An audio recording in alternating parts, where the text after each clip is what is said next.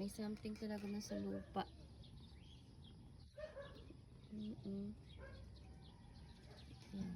dilaw na siya. Ayan, so puputulan natin siya ng top para magsama siya. Bilangin natin. So, ayan, madami naman na siyang dahon. Tanggalan na lang natin siya ng tuktok para magsama pa siya.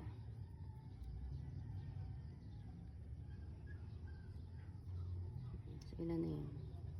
2, 3, 4. Tanggalan natin siya ng tuktok. Ayan. Para magsanga pa siya. Same dito. Ito kasi tinanggalan natin. Ayan. Ayan. So, nagkaroon siya ng mga extra branches. So, ganun din yung gagawin natin sa iba. Para mas marami tayong branches ng sili. Tanggalin natin yung pinaka tuktok.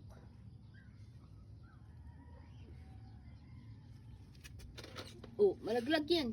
Boy. Ating tuktok ng ating sili.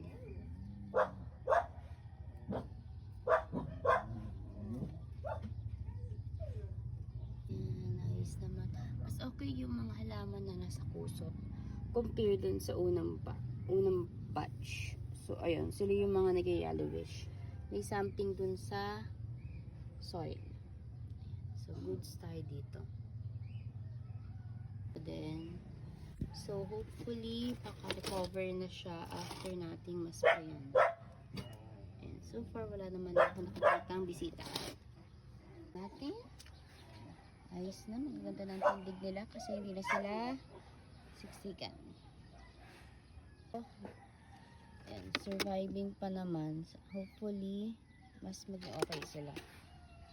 Kasi pangit talaga yung lupa. Ayun o, nasa first layer. So, yung dito. Maganda pag-iwanan sila. Ito yung hindi ko man puputulan to kasi nga maliliit pa sila. And naninilaw. So, hindi ko man sila pakikialaman. Ayan. Ching! Update. Tumalaki na ating sibuyas. Diba? Everyday may bagong update sa ating garden. Ayan. Mabilis na ilan yung dahon niya. 4 na agad yung dahon niya. At transplant ko sitaw. So, mukhang okay siya. Ito, titigan natin. Kasi yung ilalim nito is yung old soil.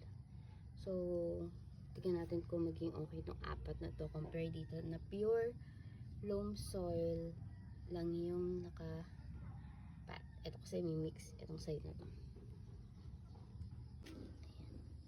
Yung kangkong natin. Ito talaga to. Sa kangkong na to, ang dami niya ng mga sibolyo.